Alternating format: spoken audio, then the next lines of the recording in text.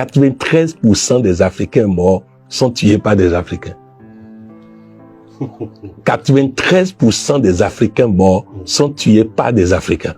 À la mort de Thomas Sankara, il n'y avait pas un seul Européen présent. À la mort de Sylvanus Olympio, les Européens n'étaient pas présents. Sachez une chose, on n'aurait pas pu tuer Sylvanus Olympio s'il n'y avait pas les Africains. Impossible de le tuer. Car quand on tue Sylvanus Olympio, on doit couper sa veine et boire son sang. Si on ne le fait pas, il ne mourra pas.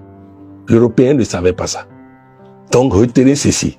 Laissons les autres tranquilles et prenons notre destinée en main. Il n'est pas possible que l'Europe vole 1 litre de carburant en Afrique s'il n'y a pas la complicité des Africains.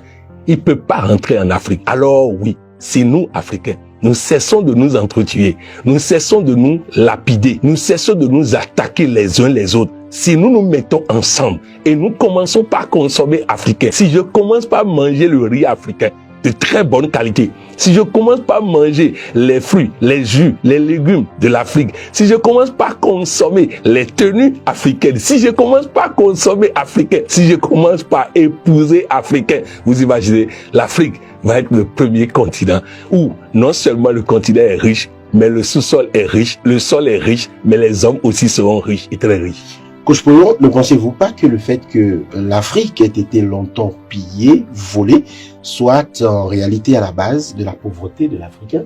Non, parce que ils ont pillé, mais malgré tout ça, ils ne sont pas plus riches que nous. Allez me trouver les réserves de pétrole de la France. Allez me trouver les réserves d'or, d'argent de la France. Souvent, on dit que les pays africains sont endettés. Ça me fait tellement rire. Regardez le taux d'endettement des pays africains. Regardez le taux d'endettement de la France. Regardez le taux d'endettement des États-Unis d'Amérique. Regardez le taux d'endettement de ceci et cela et vous comprendrez. Non.